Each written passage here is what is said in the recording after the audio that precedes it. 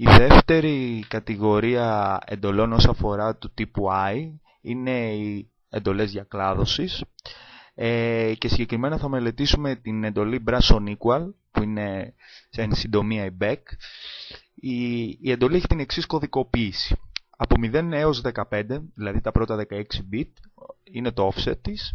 Μετά από 16 μέχρι 20 είναι το RTAF. Μετά από 21 μέχρι 25 είναι το RS.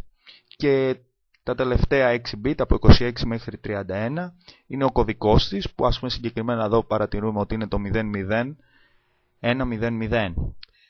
Η μορφή της είναι BEC RS, RTIF, offset. Ο σκοπός της τώρα, ποιος είναι ο σκοπός της? Είναι η σύγκριση δύο καταχωρητών που ακολουθείται από διακλάδωση υποσυνθήκη που χρησιμοποιεί επίσης σχετική διευθυνσονδότηση. Λοιπόν, η περιγραφή της είναι η εξής.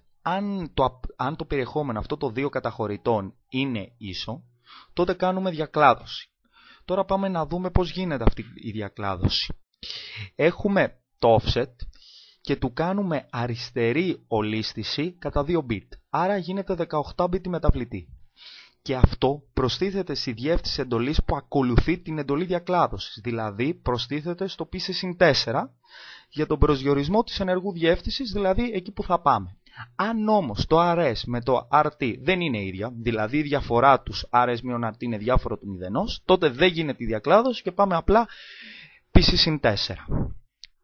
Πάμε τώρα να το δούμε αυτό, να το τρέξουμε στο datapath. Έρχεται η διεύθυνση εντολής στο PC.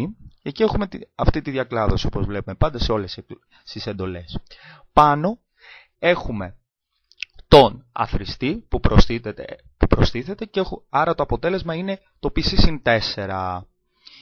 Κάτω έχουμε τη διεύθυνση εντολής, μπαίνει μέσα και η εντολή βγάζει τα εξής. Πάνω βγάζει βγάζει τον κωδικό, που εκεί με τον κατάλληλο κωδικό, όπως έχουμε δει σε όλες, βγαίνουν οι κατάλληλες τιμές του σήματος ελέγχου. Στη συνέχεια, στα 21-25 είναι το RS. Το RS μπαίνει στον καταχωρητή ανάγνωσης 1 και βγαίνει το περιεχόμενό του στα δεδομένα ανάγνωσης 2. Στα 16-20 μπαίνει το RT στον καταχωρητή ανάγνωση 2, το βρίσκουμε και τα δεδομένα ανάγνωσης 2 βγαίνουν. Ωραία. Και μετά έχουμε το offset από 0 μέχρι 15 που κάνει επέκταση προσήμου και μετά πάει και κάνει πάνω αριστερή ολίσθηση κατά 2 και προσθέτεται αυτό στο αποτέλεσμα του PC-4 και έχουμε η αλλού, δηλαδή πάνω αυτή η αλλού, βγάζει ένα αποτέλεσμα που είναι PC-4 συν το offset ολισθισμένο κατά 2 συν που έχει γίνει επέκταση προσήμου. Και εκεί πέρα έχουμε αυτό το πολυπλέκτη που έχει τιμή 1 ή 0. Αυτό ή θα πάρει αυτή τη τιμή, ή θα περάσει αυτή τη τιμή, ή το PC-4. Δηλαδή, αν δεν γίνει διακλάδωση θα περάσει το PC-4 και αν γίνει διακλάδωση θα περάσει αυτό. Άρα πρέπει να πάρει την τιμή 1.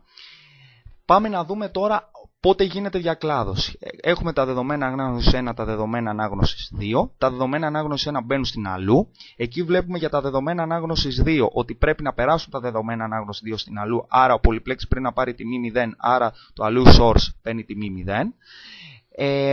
Πρέπει μέσα στην αλλού να γίνει μια αφαίρεση, άρα το αλλού op πρέπει να πάρει μια συγκεκριμένη τιμή που από τον πίνακα είναι 0,1. ώστε να κάνει αφαίρεση. Και τώρα, μέσα στην αλλού κάνει αφαίρεση RS-RTAF.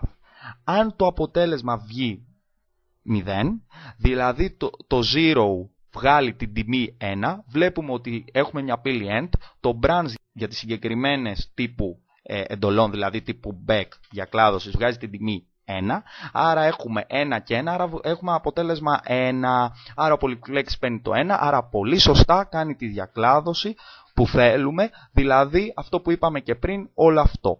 Αν τώρα δεν είναι RS πλην RTAF, δεν βγάζει 0, τότε το 0 βγάζει 0, το branch έχει 1 και εκεί βγαίνει 0, Άρα παίρνουμε το PCC4 και όπως είπαμε από το σκοπό αυτής της εντολής έχουμε απλά την επόμενη εντολή. Δηλαδή πάμε στο PCC4. Ωραία. Και εκεί η εντολή αυτή σταματάει. Δεν μας ενδιαφέρει για κάτι άλλο. Οπότε τα υπόλοιπα σήματα είναι απροσδιόριστα γιατί δεν μας ενδιαφέρουν, οπότε όλα παίρνουν την τιμή 0. Δηλαδή ποια? Δηλαδή στη μνήμη δεδομένων το memWrite 0, το mem2read πάλι 0, στον πολυπλέκτη από την έξοδο μνήμη δεδομένων το mem2reg 0 και επίσης και το regDiest πάλι παίρνει την τιμή 0 και επίσης και το regWrite στους καταχωρητές.